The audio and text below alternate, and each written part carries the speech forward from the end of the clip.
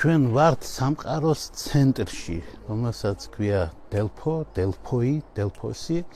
ეს არის ანტიკურობისა და საერთოდ მთელი მსოფლიოს ცენტრი, იმიტომ რომ როდესაც ზევსმა თავის დროზე სამყაროს ორი უკიდურესი წერტილიდან გამოუშვა ორი არწივი, ისინი ერთმანეთს შეხვდნენ აი აქ ამ ადგილას, სადაც ჩვენ ახლა ვიმყოფებით, სადაც ახლაც არის, ესე იგი, შემონახული სამყაროს ჭიპი, ანუ ომფალოსი.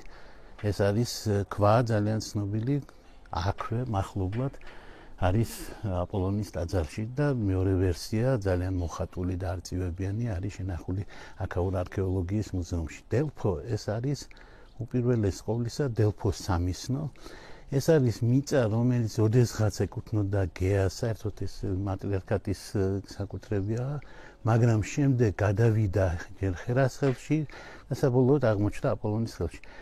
საბერძნეთში რამდენიმე ადგილას იყო ეს ინდუსტრია, ბიზნესი, ასე ვთქვათ, მისნობის, ორაკულის და წინასწარმეტყველების ბიზნესი, მაგრამ ერთ ადგილას, სადაც იყო დოდონეში, ეს ჩრდილოეთით გახლავთ, ვერ მიაღწია დიდ წარმატებას, იმიტომ რომ ზევსის ქურუმები აკეთებდნენ ამას და პრინციპში ზევს უნდა გამოეცნო, რას ფიქრობს ზევსი. რაც არ იყო როგორც ჩანს საინტერესო.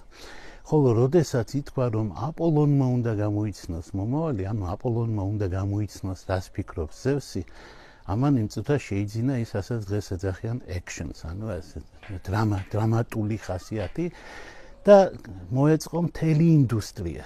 აქ ჩამოდიოდა მთელი მსოფლიო, ყველა კროისოსიდან დაწყებული, ოიდიპოსით გაგრძელებული, რა ვიცი, ვის ბედში არ მიიღო მონაწილეობა დელფომ, ვისი ბედი არ გადაწყვიტა, ეს არის მაღალი ადგილი, ახლა შეიძლება მაყურებელი ვერ გრძნობს, ეს დაახლოებით 700 მეტრზე ვართ ახლა, 1000 მეტრზე არის ის სამისნო და არის, ისე იგი, ძალიან მნიშვნელოვანი ადგილი იმ თვალსაზრისით, რომ აქ ტრიალებს წინასწარმეტყველების სული.